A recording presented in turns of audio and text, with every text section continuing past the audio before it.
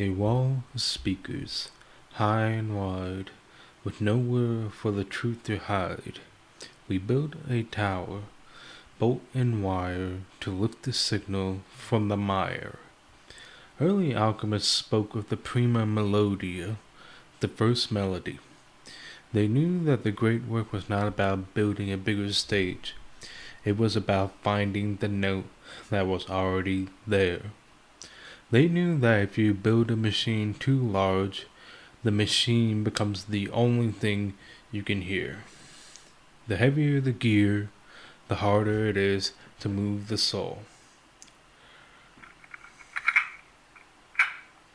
Welcome back to the Simple Tapes. This is your friend Vinny. It is Sunday here in the Rust Belt. I'm looking at a smart light switch I bought for my room here in the bunker. It requires an app. It requires a bridge. It requires a constant connection to a server 3 states away just to turn on a bulb.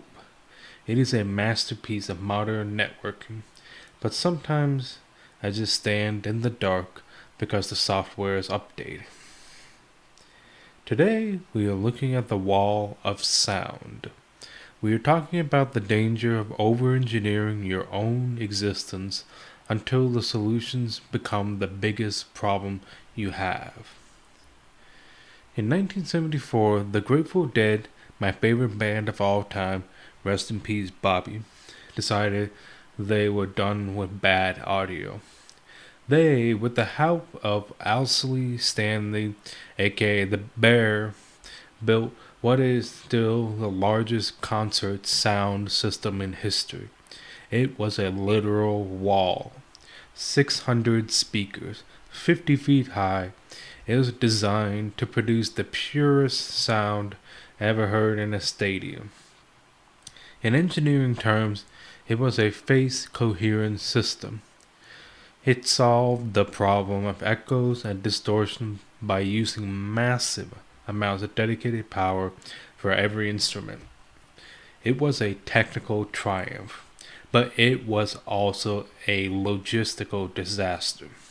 It was so big it required 2 separate sets of scaffolding and 2 different crews just to leapfrog from city to city.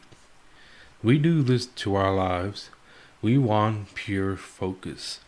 So we build a wall of productivity apps. We want pure health. So we build a wall of supplements and trackers. We build systems so heavy that we spend all our time maintaining the gear and no time actually playing the music. The wall of sound only lasted 1 year. It was too much. It weighed 75 tons. It took 21 roadies half a day just to set it up. It cost so much to move that it nearly bankrupted the band. They had achieved the perfect sound, but they couldn't afford to be on the road anymore. The solution had eaten the problem. The wall had become a cage. They had to tear it down and go back to smaller, imperfect speakers just so they could breathe again. Most of us are currently moving a 75-ton system, metaphorically, through a world that only requires a simple song. We are grad studenting our hobbies. We are instructoring our relationships. We are carrying the scaffolding for a show we are too tired to perform after completing the assembly. I was a roadie for my own ego. I spent years building my own wall of sound around my daily life. I was an instructor, I was a grad student, I was a volunteer researcher. I thought that if my systems were complex enough, my work would be pure. I had spreadsheets for my sleep. I had folders for my folders. I was so busy setting up the scaffolding that I never actually taught or researched or helped with anything that mattered. I realized that my perfectionism was just a 75-ton weight that I was lugging around. I was hiding behind the complexity because I was afraid of the raw, distorted truth of being human. I had to learn how to tear down the wall. I had to learn how to play through a small, cheap speaker again, so to speak. It was terrifying to let go of that pure system. It was terrifying to let go of all that weight. I was afraid that if I didn't have the gear, I didn't have the talent. A man who cannot speak without a tower of chrome has forgotten the path that leads him back home. So here's my challenge to you this week. Sell or dismantle the scaffolding. Identify one system in your life that takes more energy to maintain than it gives back to you. Maybe it is a complicated diet. Maybe it is a project management tool that you spend 3 hours a week organizing. This week, tear it down for good. Go back to the imperfect version. Use a pen and piece of scrap paper. Walk to the light switch and flip it manually. Use a regular light bulb. The wall of sound is a ghost. You do not need purity. You need presence. Stop hauling the 75 tons.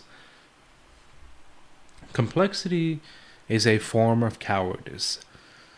Trust the small speaker. And hey, one small thing before you go. I was trying to make a piece of toast this morning. I have the smart toaster that has a touchscreen and 20 different settings for the shade of the bread. I spent 2 minutes scrolling through menus just to get a piece of sourdough to turn brown. I ended up unplugging it and using the old clunky metal toaster, the back of the pantry, the one with the single push lever. You push the lever down, the wires get hot, and the toast pops up. No apps, no firmware, no wall. It wasn't perfectly even, but it was warm and delicious.